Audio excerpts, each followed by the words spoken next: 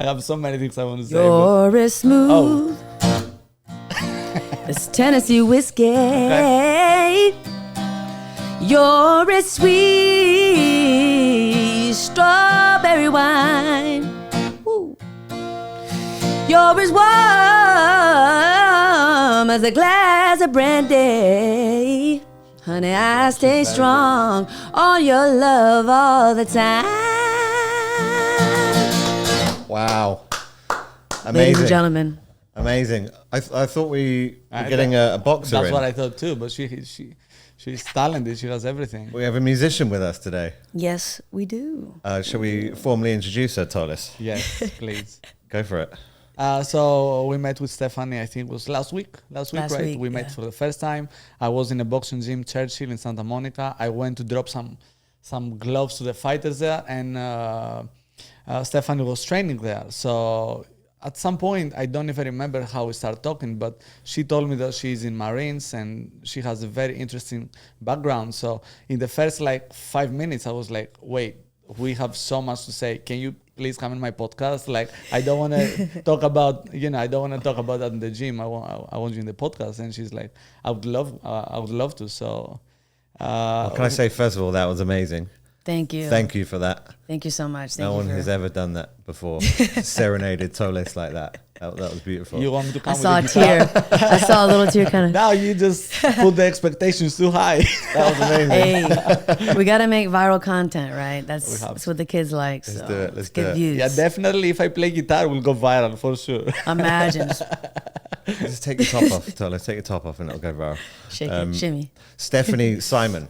Stephanie Simon. Welcome to the podcast. Thank you so much for coming in. Thank you for having me. I'm excited to be here, excited to talk with you guys. This is like the most impressive studio setup I've ever seen. I've been on a few podcasts. Impressive studio, not you guys are podcast impressive too. hosts. I love the vibe. You guys have a good dynamic. I honestly thank you. love this. We're getting there. We're finding our feet. I wasn't expecting that, but thank you. Yeah. We're working on the language. I'm trying to get better. So wait. So for sure. You do wrestling, jiu-jitsu, you have championships in every single sport, boxing, jiu-jitsu, wrestling, Yeah, I can get into that. Yeah, he actually sent me your resume on text message, and it was just this long list of everything. So thank you. Yeah, thank you. We just try to have a proper introduction, but you have everything. You are in every single sport, and you are dominating in everything. I'll say that right now I'm a Marine Corps captain, and I'm a professional boxer. I've done other things in the past. I am a musician as well. That's a focus of mine, but my main focus right now is boxing. But eventually I want to kind of mix in entertainment, if that makes sense. Especially as a fighter, I think if you have talents, you got to use them. You might be a great fighter, might be very talented in the ring, but if you don't get people interested in you from your personality and who you are as a character, as almost like a character in a movie or a show, you kind of have to create that. And I think that is lacking a little bit in our sport. Personally, I think MMA does it a lot better. So you mean they have better personalities? They have better personalities, and people are a little bit more interesting and weird. And it's like characters, like Sugar Sean O'Malley is nothing like Israel Adesanya, who's nothing like, Conor McGregor, right? Who's nothing like Ronda Rousey. Everybody, you look at them, they're almost like their own superhero. And they're just vastly different, with different accents, and they're from all over different places in the world. And I just think that especially the UFC, they're better at painting that picture of that character and making that person stand out from everybody else. Boxing, we've also been around longer. So it's a little bit harder because we have so many more athletes in boxing, so many boxers. So it's a little bit more difficult to give people their individual. It's that you know what I mean? UFC has that one marketing umbrella, exactly. Right? And so they have it down to a T. They have one voice and allow each person to kind of express themselves, right, for their fights. For sure. Whereas I think we have you have the personalities and characters and the backgrounds in boxing, but it's harder to sell their story when there's so many competing promotional companies. 100%. I think also every single fighter has to promote themselves.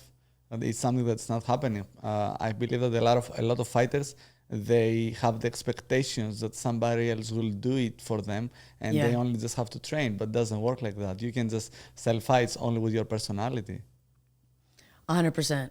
I do think that is an issue. We got to be honest and take credibility for that. Well, I think it was great when I met you, half an hour ago, saw your guitar, like that, sold it for me. I was like, I appreciate it. This person has, creativity, character. So that's something you're obviously consciously aware of and you're trying to build.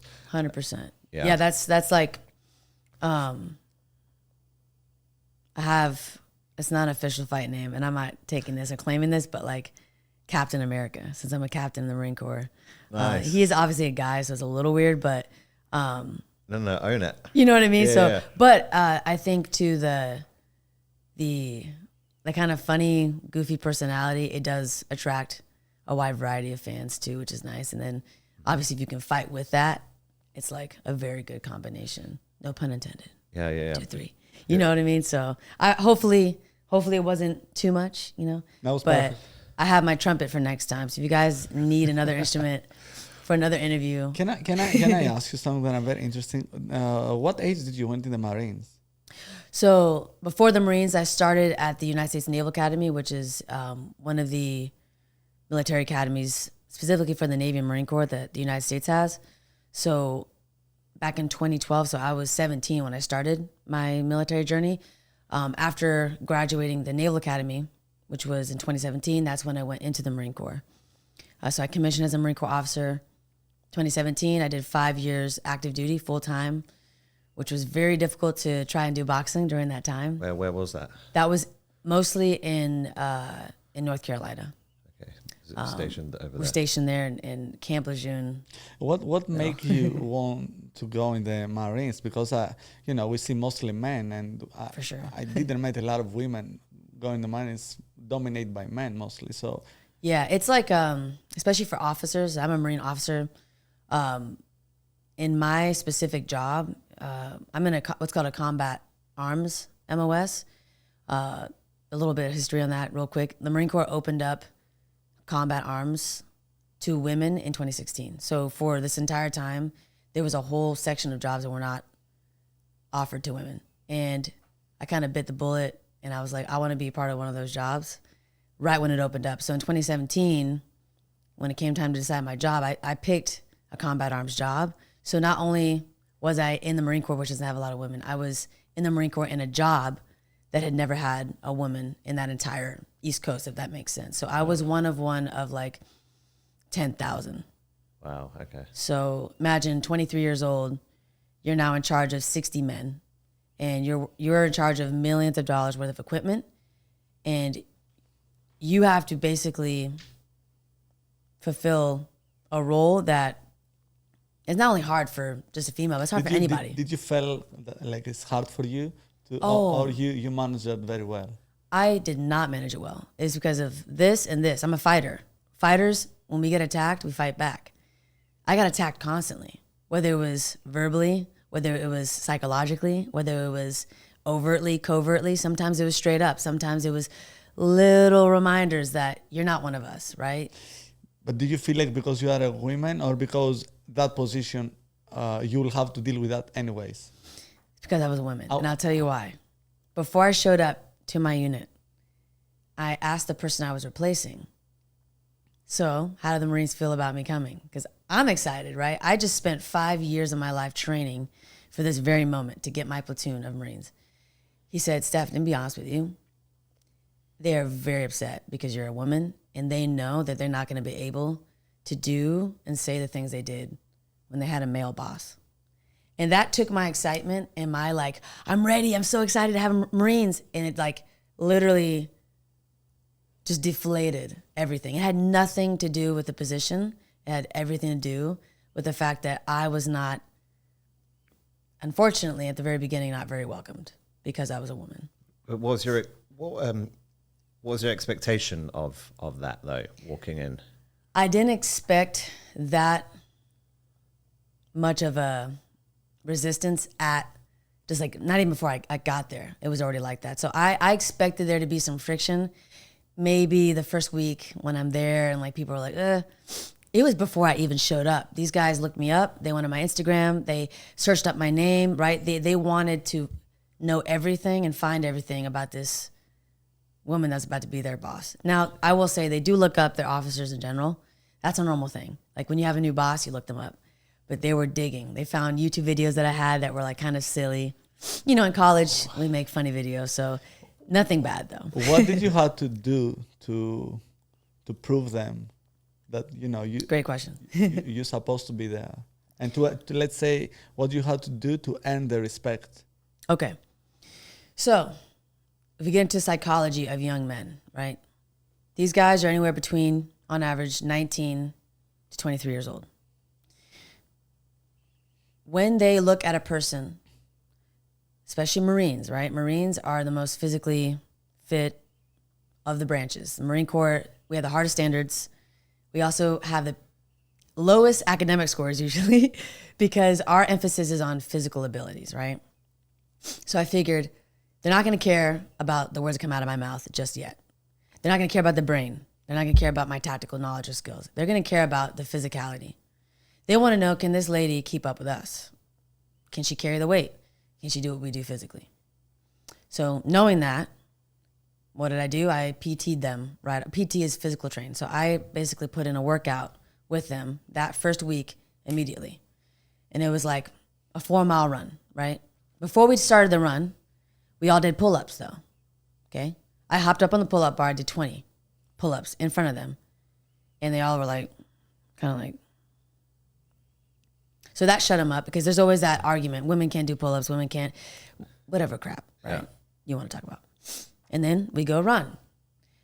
The run started with about 45 people, right? Because not every person is able to run because there are injuries and whatnot. The end of the run, we had 4.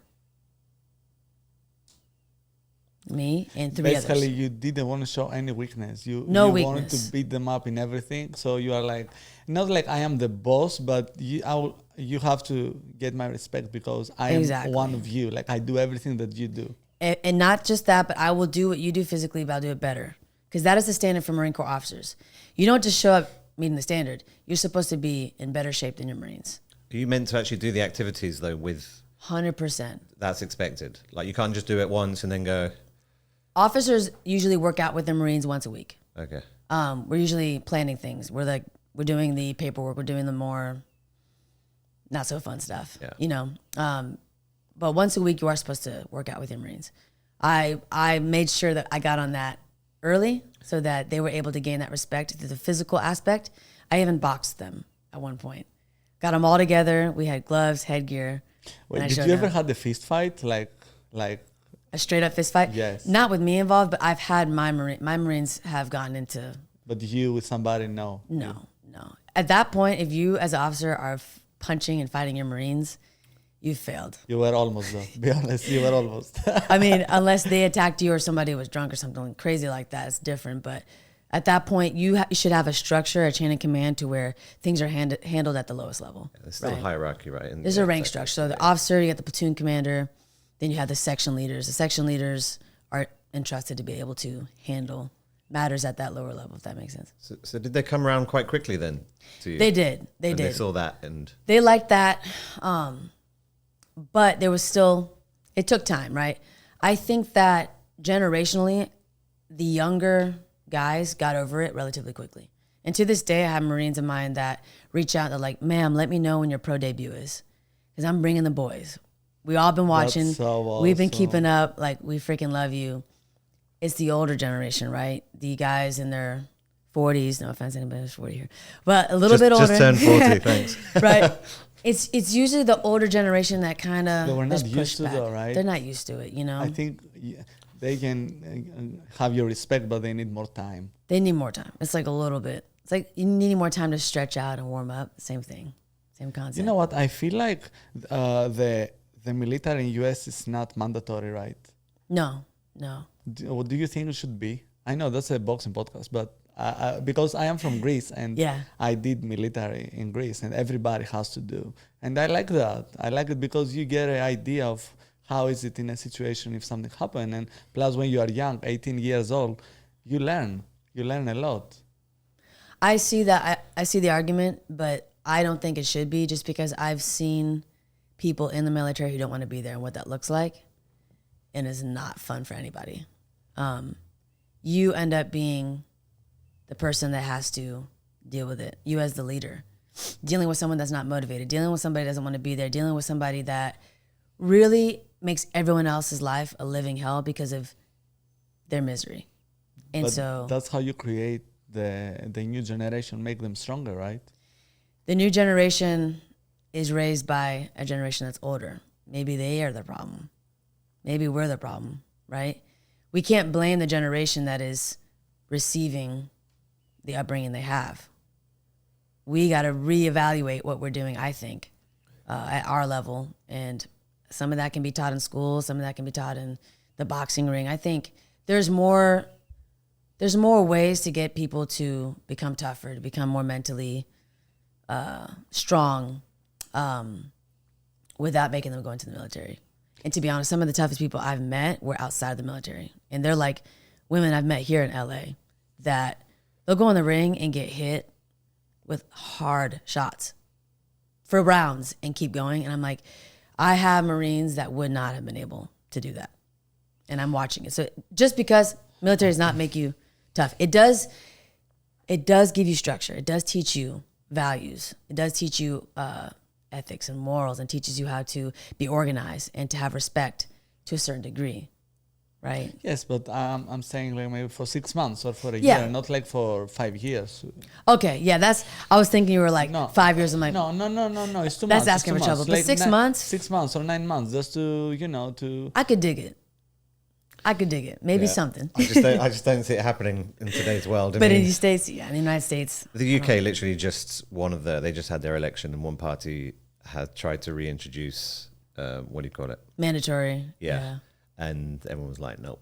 Nope. Did you box them nice? Did you outbox everybody there? Yeah, I wasn't trying to kill anybody. I was trying to have fun with them. It wasn't like, let me show you, it wasn't like that. It was more like, we're playing around, but I'm going to show you I got hands, devil dog. We call each other devil dog. If I want to. If I wanted to, no, I'm kidding. But it was more so to show them that I'm not afraid to get punched and to throw punches at you, even if you're a guy, We're here in this, we're a team, we're a family. We're all going to push each other. And combat sports, I believe, is the best test to that mental toughness, whether it's jiu-jitsu, boxing, wrestling. So that's my opinion. Don't they use boxing in the military for like controlling anger as well? Like they have drills or what have you where you're actually you're meant to control your kind of rage a bit more. Is there such thing? In the Marine Corps, it's not about just beating someone up. It's like controlled aggression. What we actually do sometimes is we get you really tired, high stress environment. Now you're asked to solve problems, do puzzles, do things that you have to use your brain in. So not necessarily we're going to go do a boxing workout or do jiu-jitsu to give you an outlet. That is an option. A lot of Marines are enrolled in some kind of BJJ club or something like that, or they're boxing, or they're from a wrestling background. A lot of Marines come from a martial arts background that I've met. And I think a lot of them end up, if they take a break because they have to go to schools, because we have different schools in the military, they end up coming back around, whether it's like in their unit, they do like martial arts with each other. They do that, but we don't have it's not in our system where it's like, you have to do it, right? We do have a belt system, military martial arts, McMAP, where you can get belts, you can like level up in belts. But again, that is mainly designed to give you a baseline understanding of military martial arts and self-defense, as well as basic striking maneuvers and takedowns and ground fighting. That you only have to get to a certain standard, then you technically don't have to come back to that if you don't ever want to again. There's just a standard belt that you have to get to, if that makes sense. So, but. And what are you training? What are you training while you were in Marine? I mean, you still are, but full duty when I was full active. Duty, and to try to compete in the. Yeah, that's a great question. So from 2017, pretty much until 2019, I was not really boxing at all. I I was in what's called the basic school, which is a military Marine Corps officer school that's about 6 months in Quantico, Virginia. They make you do some crazy stuff, like middle of the night, no light, no flashlight, nothing. You have a map and a compass, and you have to basically navigate in the middle of the woods and find certain boxes that are at certain locations and like write down the coordinates. They just wake you up and they say, "You go and find it." They can wake you up. They can usually it's like a planned event. Like at this time, you meet here. We're gonna give you the grid points. You have to find these boxes. You can't use your flashlight unless you have like a tarp over you, because the whole idea, right, is to be stealthy, to be tactical. If you have a light, your enemy can see you. So imagine you're in the middle of the woods, no light. All you hear is your fellow lieutenants and your fellow Marines falling, and you hear cracks. You hear people screaming, ah, because they run into some spiders. You know, it's just. Imagine 300 people are out in the middle of the woods, Quantico, Virginia, looking for boxes, practicing land navigation. So you got that. Then we have a test where it's like, okay, guys, 40 pounds of gear. You got your rifle. You got a bunch of water. You got your Kevlar. You got your flak. I need you to do a 6-mile endurance course with obstacles, hills, waters, creek. You got to go from here to here in a certain amount of time. Time starts now. Go. So tests like that. And then, okay, guys, today we have a 15-mile hike. You have 100 pounds in your back. This is the pace we're going. Don't fall behind. So 6 months of that. That's like the first school. And then you have your actual specific school based on the job that you do. That's another 3 months usually. And then you go and you do your job. So imagine, There's right? not really time to. There's no time to prepare. box. Yes. Yeah. No time to box. Are you shadow boxing a little bit? Shadow boxing. Shadow boxing in the woods. So what's the timeline in your life? Just give us like a brief overview of when did you say you entered the Marines and all of that? Started at the Naval Academy, military college in 2012. And you were 20. I'm 29 now, so I started at 17 years old. Oh, okay. Yeah. Okay. And the funny story, right, is I had no interest in boxing, really at all. I was actually like very much obsessed with wrestling. Wrestling was like my love, right? Back in 2012, wrestling was not very big in colleges for women. So I was talking to my dad. My dad was a Marine. That's why I joined the Marine Corps, to be honest. Right, okay. How proud was he? He actually wanted me to go in the Navy. What's the difference? The Navy is like a little more soft. Sorry to my friends watching. It's less intense. Okay. Obviously not the Navy SEALs or like the special warfare guys. They're freaking crazy. But it's not the same. Marine Corps is like, hey, your hair is not perfectly aligned with this, your uniform, you're fat. Like the Marine Corps is like, Did another you level. ever said when somebody told you something like that, you guys are crazy. Motherfuckers are crazy. I will never forget, like a month before I went into the Marine Corps, like officially, this female Marine enlisted person, intense as hell. Like this lady, I'm talking, I seen her benching reps of 250. And y'all know who she is. I'm not gonna say her name, but y'all watching that went to school with me know who she is. She comes up to me, she's like, come here. They always like to snap. Come here. Hey, so she's like, can I cuss in here? Yeah. She's like, I'm gonna be honest with you. I know you chose the Marine Corps route. You want to be a Marine and everything, ma'am. That's great. But your hair looks like a steamy hot pile of shit. And that won't do in the United States Marine Corps. Maybe here at the Naval Academy is cool, but out there in the Marines, unacceptable. I just want to let you know though. You go ahead and have a nice day. No way. And I'm just like this. I'm like, did I sign up for this? That was not personal. That was like a. That was a normal That is a typical interaction. Wow, that was the nicest way that she To could say, I don't like the way your hair looks. By the way, my hair was like not bad at all. It wasn't like it looked. Okay. I'm talking a perfect bun, gelled back, just not super, super strict and slick. This woman was not having it. She's like, nope. Wow. We need that. We don't need, I better not see a single flyaway or you are not within standard. So where did it start then? Where did you grow up? So I'm from Atlanta, Georgia. I grew up mainly in Washington State, Vancouver, Washington specifically, which is about 10 minutes from Portland, Oregon. In terms of activities and sports, I was always a musician, always into music, always into sports. Started wrestling when I was 11, Taekwondo when I was 7. I was a track kid, so I did track through the Naval Academy as well as a D1 college thrower. Cross country, I did everything. Football. Never once, though, touched boxing until college. Like I said, grew up in Washington State. And once I got into the Naval Academy, which is in Annapolis, Maryland, did my research, realized they didn't have a women's wrestling team. So when I got there, they did tell us, hey, by the way, everybody has to do boxing. It's mandatory. And that is literally how I started boxing, because of a mandatory class that we all had to do at the Naval Academy as freshmen. Complete accident. I want to tell you, I had no intention in boxing. Yeah, because you'd done everything else before, wrestling, taekwondo, all of that. All the other sports. So what was it about boxing that made you kind of stop doing, or have you stopped doing the other stuff? I kept doing the other stuff. So the last wrestling tournament I did was the World Team Trials in 2019. I don't really wrestle anymore, but I kind of stayed with it throughout the years. I have a question. I have to say that. How did you manage to be good in everything? Because every single of those sports, you need to be so dedicated and like no distractions, nothing. Like what makes you what makes you be in that level in everything that you do? Even in the music that you play great. A lot of it is hand-eye coordination, but also the ability to mimic and copy. So if I can see someone doing something in front of me, if I'm seeing people drill, if I'm seeing someone show a combination, I basically take a photo in my head. Same thing with music. It's the mindset thing though. Of course, the mindset. Mindset like, but there has to be both. I have to beat all of you guys. Like, I'm sorry. Right, you guys are all good, but...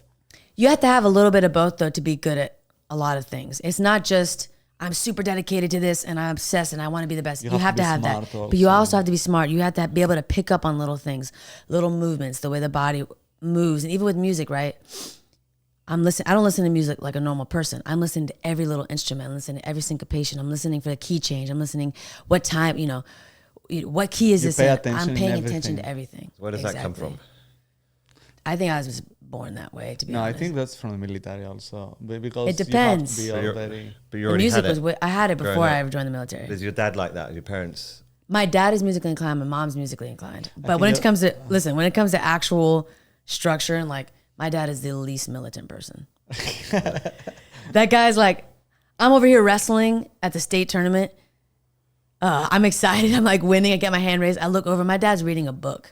He's like this. He's like, oh yeah. Not get excited. No emotion. He's an emotional guy. He's just not like super sporty, super tough, like masculine, like Marines. He's not like that at all. Is that driving you in a certain way? What drives me? Let me think. I think what drives me is to be an inspiration to people to chase their dreams and to like pursue things even when they're afraid. Because I'm not gonna lie to you, I was nervous about the military, especially because I am an artsy person and I have a big personality. It does not always mesh well. And there were many times where I did struggle personality-wise in the military because I was a little bit like different, Can we talk a little bit about boxing? How is your career now? We spoke, you told me in person that you were in Miami and now you are in LA. What do you think about the women's boxing? I feel like, you guys should get paid more. Yeah. I mean, before I get into that, I will say right around 2020, that's when I was like, let me consider taking this boxing thing seriously. I never thought I would end up living in LA for boxing, but the more I navigated through the sport, the more national tournaments I won. The more I competed around the country and like got to see the talent level of different fighters and where they're coming from and where the stars were at, the more I started to realize like California is where it's at for boxing. Not just as a pro, but as an amateur too. It's such a huge state and there's just so much talent and competition here. So like I said, around 2020, I was like thinking about it, man, if I wanted to take this thing into the next chapter of my life, where am I going to live? I ended up in Miami for a couple of years because I did have a lot of family there. And I also, at one point, wanted to pursue MMA, which I'm not saying I don't anymore. There's a very good chance I'm going to go back to that. Right now, though, I want to get a debut in boxing. But when I was in Miami, I realized, for women's boxing, it wasn't the place to be. Do you have a lot of good sparrings in LA? You have better than Miami?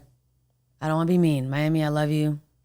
My Cuban, mi gente, my Cuban people. But LA, night and day. Like the sparring, I'm talking about Olympians, world champions, former world champions, like girls that are 22 years old but have 150 amateur fights. It's crazy. You don't find that in Miami. A big amateur background is a big thing.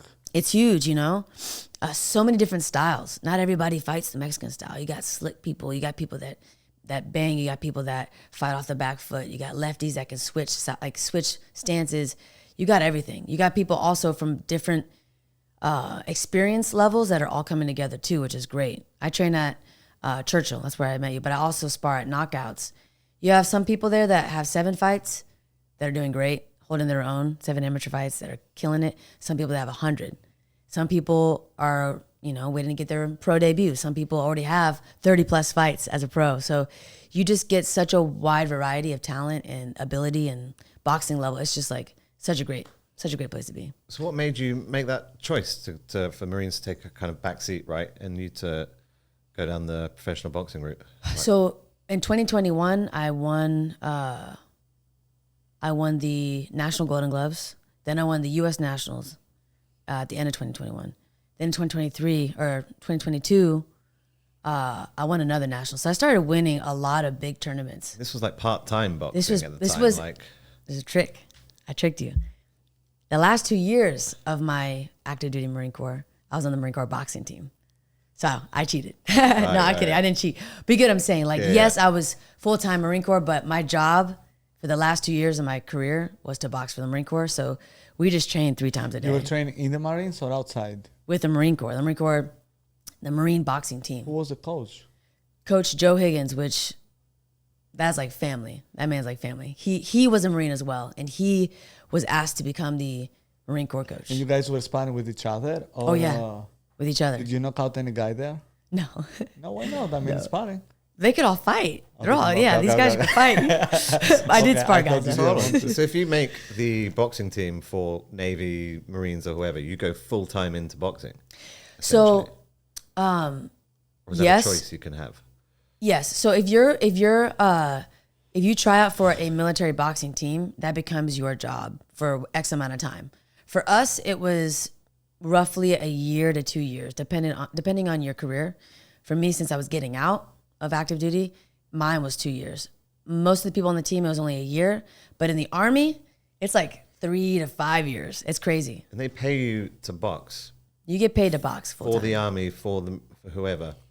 And what schedule does that, what does the schedule look like? So for us, it was morning run on the track, afternoon sparring or bag work, depending on what the day was. Then you would train, you would do strength conditioning. You would do that, same process every week. Tournaments would be on the weekends. And then usually the local stuff, we'd try to hit all the local tournaments. And then all the big nationals, we'd go to all those. So National Golden Gloves, the U.S. Nationals, basically representation of the Marine Corps at these big stage amateur bouts. It's really interesting because it's like, is it a promotional tool for them to kind of put their best, you guys, up on display, or are they pushing you down the boxing route to go, this could be your profession as well, to leave? What is it? It's the first one. The first one. It's all for them to say, look how... It is a recruiting tool, 100%, because whether or not a person that loves boxing is looking at the Marine Corps saying, I want to be a Marine Corps boxer, they're looking at that Marine and thinking, wow, they're able to pursue their passion and still serve. Like, that's a double whammy. Why wouldn't I want to do that, right? So by wearing the Eagle Globe and Anchor, that's what we wear on our chest, right? By wearing that, fighting in a tournament at the national stage as a Marine, it is definitely good PR, definitely good for the military to have that representation. For women's boxing in general, do you think it should go to 3-minute rounds? What's your view on that? So the moment I realized, like, wow, this should be 3-minute rounds, was when I went and saw Serrano versus Katie Taylor. Which is happening again 2-minute soon. Rounds. I can't wait. Yeah. I was there in person in New York. Wow. And right any when... of them? I haven't, but I'm actually going to Las Vegas this weekend to go spar some people. So we'll see who shows up. Nice. But right at the end of the 2-minute rounds, I noticed when the knockout was coming, the round was over. Well, that's the thing, isn't it? It's like, I love watching women's boxing, and it's the growth of the sport is amazing. I think, for some of the top fighters, there is maybe a lack of kind of sparring partners and competitors. So the same women end up kind of fighting. You have to kind of look in places to find more competition and stuff. But there is that debate of, do you just want those 2 minutes of exciting kind of, action-packed rounds, or do you want to just add that extra minute to see if there are going to be more knockouts? Okay. So, People love knockouts, right? So when you are now taking that last minute out, you're making it less likely that there's going to be a knockout. Now they're saying we want to make the women already throw more punches because that's just the style. You notice there's less patience. It's like, I'm going to you up. That's how women fight. If you add another minute, it's still going to be like that. The only difference now is there's probably a higher percent chance that someone's going to get knocked out because now you're tired. You're a little bit more fatigued. That will bring more money also. Yeah. And bring more money. The more knockouts in women's boxing, the more money, the more eyes, the better situation. That's the thing. They can't do 3-minute rounds because they say there's a lack of money, right? The women want to get paid for those 3-minute rounds. Who's your favorite boxer, female, after you?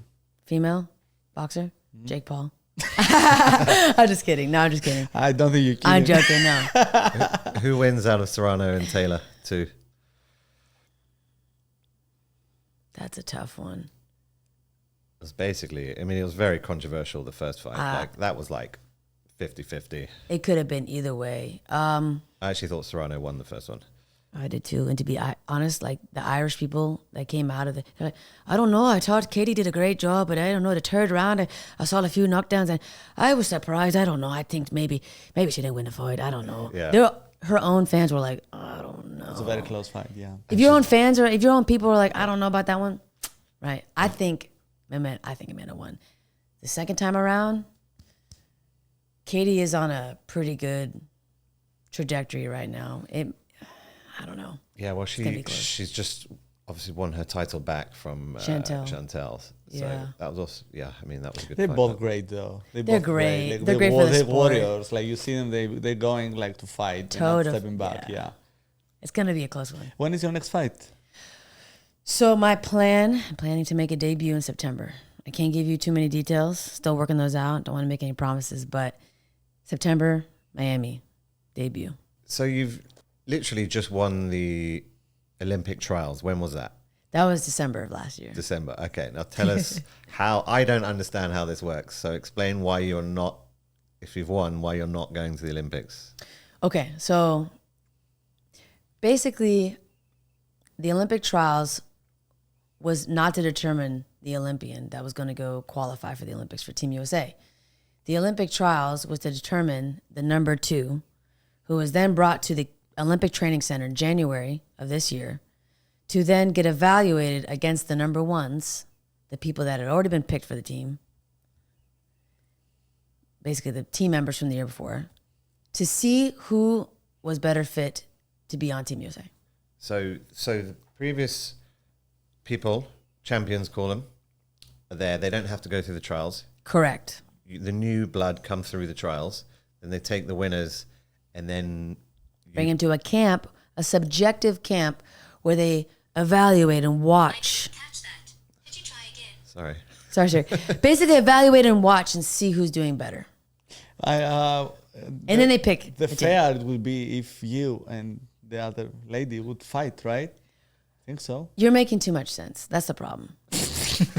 I need you to leave. That's a first. Not always, but So here's my thing, and I love to use wrestling example because this is the funniest thing in the world.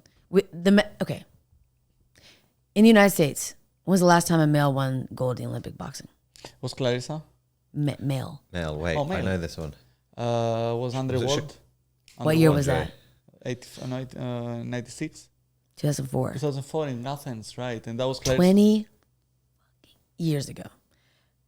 Okay? Now, the last female to win gold, obviously Clarissa, 2016. You go into the wrestling room at the Olympic Training Center, which, by the way, beautiful, beautiful, beautiful. The entire Olympic Training Center is gorgeous. But when you go into the wrestling room, you look at their wall of fame. You see nothing but world champions and gold medalists from the Olympics. Just literally a wall full. Not a waffle, maybe, but a wall full of champions. And they've had multiple at every Olympics win gold. Now, here's the thing. With wrestling, you have to win the U.S. Open, the World Team Trials, and a tournament called Final X in order to make Team USA. That's every single year. You have to at least win 2 of those. They're structured to where you can be a returning Olympic gold medalist. For example, Jordan Burroughs, who comes back, David Taylor's another one, who comes back for another cycle, Olympic cycle. If you lose, sorry. Thank you for your efforts. You're an incredible athlete. You are a gold medalist, but you are not the better wrestler this year. We're taking this person. They beat you twice. That's why they have gold medals. We don't do it like that in boxing. We pick favorites. We say, you were the best in 2020. Therefore, you will be the best in 2024. You were the best. You were the world champion in 2022.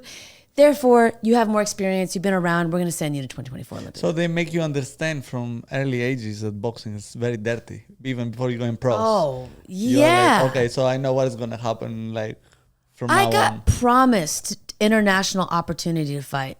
I basically told, if you win the 2021 Nationals, you'll fight in the Stranda tournament in Bulgaria come January, February of 2022. I win. I stopped the girl in the finals. I stopped the girl in the semis who was supposed to beat me as well. I'm waiting for an email from USA Boxing. A few weeks go by.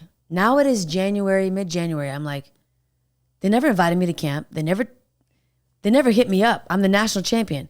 Next thing I know, I go on Instagram. They're all in Bulgaria. The girl I beat included. What did you do? I cried in my bed. I cried like a baby. Did you call them? Did you complain? Yes, of course. And? Hello, excuse me. As far as I know, as the national champion, I was the one that was supposed to go to that tournament. Crazy. Well, see, actually, Stephanie, unfortunately, 146 was not considered to be an Olympic weight class at the time. Therefore, we didn't have to bring you to camp. But now it is an Olympic weight class, but we didn't know that. They went around in circles. Just absolute garbage. Excuse after excuse for why they didn't send me. I don't understand it. I mean, obviously there's a debate of going to the Olympics keeps you as an amateur, right? And the decision of when to go pro or when to continue on like a 4-year cycle, right? For sure. Whereas wrestling, you tell me, it's an amateur sport, right? It is. And stays that way no matter Yeah. what. Yeah, no matter what. No matter what. So